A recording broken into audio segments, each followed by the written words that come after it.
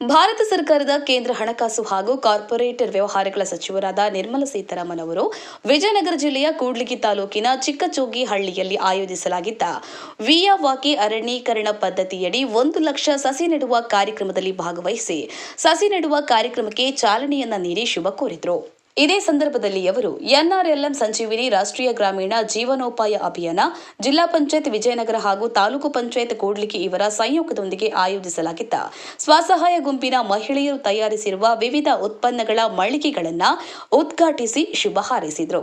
ಮಹಿಳೆಯರೊಂದಿಗೆ ವಿವಿಧ ಉತ್ಪನ್ನಗಳ ಕುರಿತು ಚರ್ಚಿಸಿ ಕೇಂದ್ರ ಹಾಗೂ ರಾಜ್ಯ ಸರ್ಕಾರದ ಅನುದಾನ ಹಾಗೂ ಸ್ಥಳೀಯ ಬ್ಯಾಂಕ್ಗಳ ಮೂಲಕ ಹೆಚ್ಚಿನ ಅನುದಾನ ಪಡೆದು ಕುಟುಂಬದ ಆದಾಯ ಹೆಚ್ಚಿಸಿಕೊಂಡು ಆರ್ಥಿಕವಾಗಿ ಸಬಲೀಕರಣ ಮಾಡುವ ನಿಟ್ಟಿನಲ್ಲಿ ಸ್ವಾವಲಂಬಿಗಳಾಗಿ ಬದುಕು ರೂಪಿಸಿಕೊಳ್ಳಬೇಕು ಎಂದರು.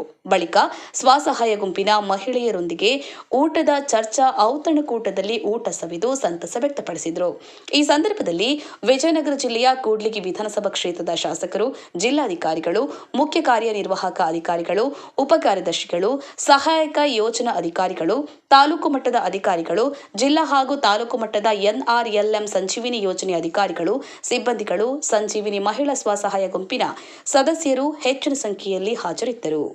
ಸಿಕೆ ಅಂಜಿನಪ್ಪ, ಜೈ ಭೀಮ್ ನ್ಯೂಸ್ 24x7 ಇದು ಬಹುಜನರ ನ್ಯಾಯಕ್ಕಾಗಿ.